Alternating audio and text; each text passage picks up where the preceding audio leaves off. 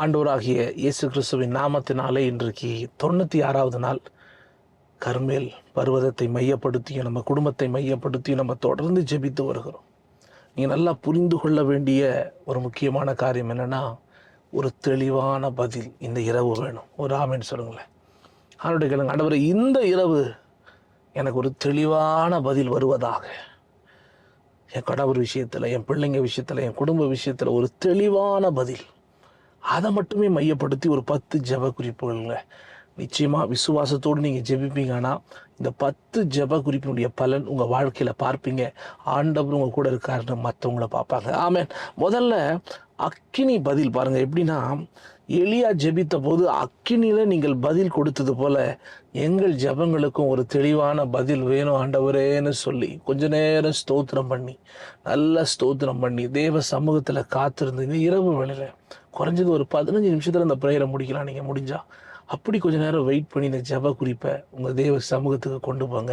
நிச்சயமாக உங்கள் வாழ்க்கையில் தெளிவான பதில் வரும். ஆமென்.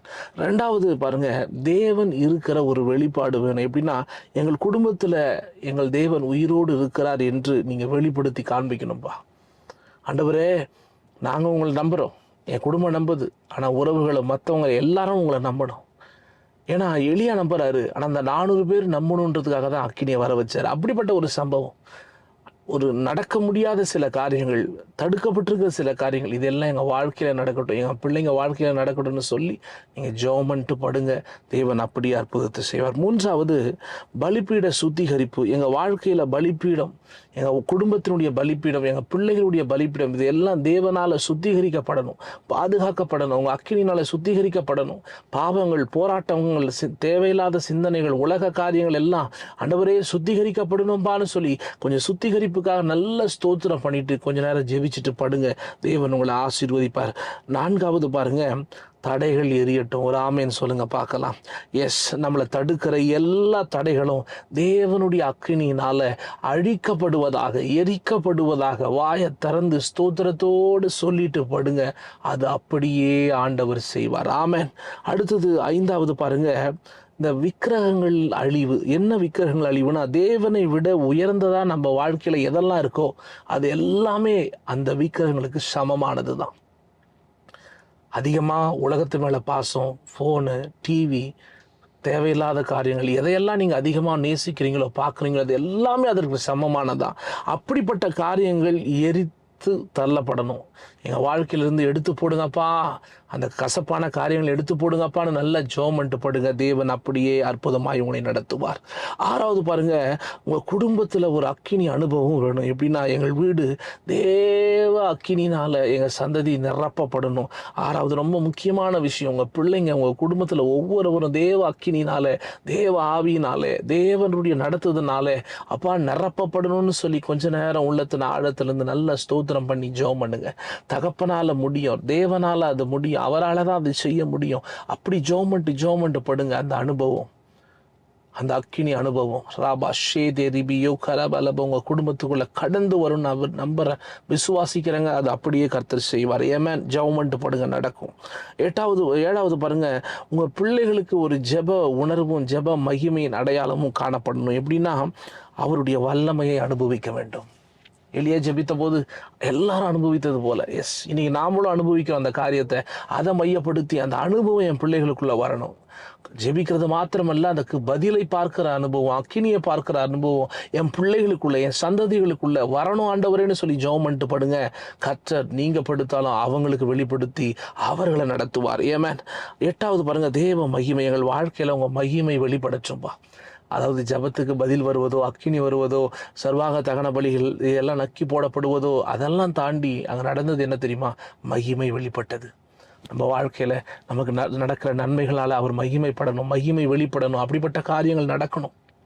அதற்காக நல்லா ஜெபம் பண்ணுங்க. உள்ளத்தின் ஆழத்திலிருந்து தேவன் அப்படியே உங்களை அற்புதமாய் நடத்துவார். எனக்கு நம்பிக்கை இருக்குது. உங்களுக்கு நம்பிக்கை இருந்துச்சுன்னா அது சரியாய் அமையும். ஆமென். ரேபா ஷேதேரியா கரபலபு. எஸ். அடுத்தது பாருங்க, 9வது, உறுதியான விசுவாசம். அக்கினில பதிலை கண்ட எலியாவை போல நீங்களும் நானும் விசுவாசத்தில் நிலைத்திருக்கணும். பதில் வரும்.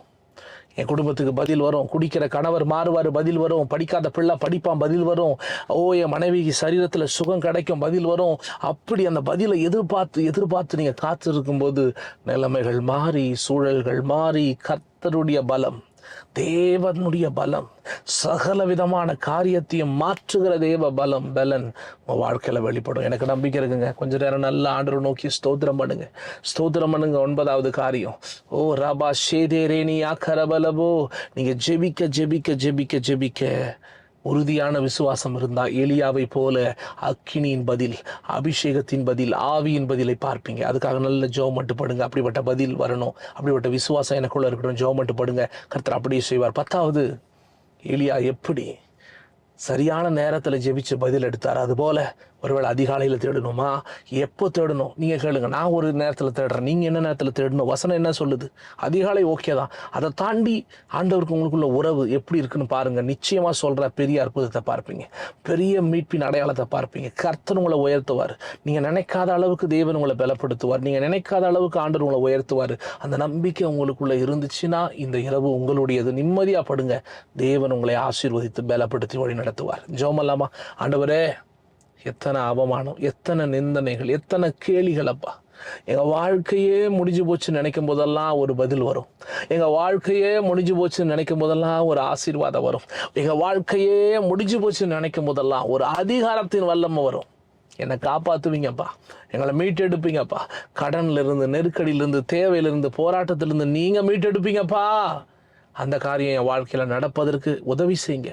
அந்த காரியம் நடப்பதற்கு பலப்படுத்துங்க. தகப்பனே, எனக்கு கூட இருந்து வழி நடத்துங்கப்பான்னு சொல்லி ஜெபம் பண்ணுங்க. தேவன் அப்படியே செய்வார் அப்படின்னு நம்பிக்கையோடு ஜெபம் பண்ணுவோம். நல்ல ஸ்தோத்திரம் பண்ணுங்க. என்னோடு கூட சேர்ந்து ஸ்தோத்திரம் பண்ணுங்க. ஆண்டவரே அப்பா, ஒரு பதில் வரட்டும். அக்கினியின் பதிலாக இருக்கட்டும், சாட்சியின் பதிலாக இருக்கட்டும். இயேசுவின் மூலம் ஜெபிக்கிறோம் எங்கள் ஜீவனுள்ள நல்ல பிதாவே. ஆமென், ஆமென், ஆமென். தொடர்ந்து இந்த காரியத்துக்காக ஜெபிங்க. தேவ சமூகத்தில் இந்த காரியத்தை வைங்க. நிம்மதியாக படுங்க. அவர் உயிரோடு இருக்கிறார். உங்கள் வாழ்க்கையை மாற்றுவார், உங்கள் நிலைமையை மாற்றுவார், உங்கள் சூழலை மாற்றுவார், உங்களை பலப்படுத்துவார். காட் பிளஸ் யூங்க. கர்த்தர் உங்கள் கூட இருக்கார். ஆமென்.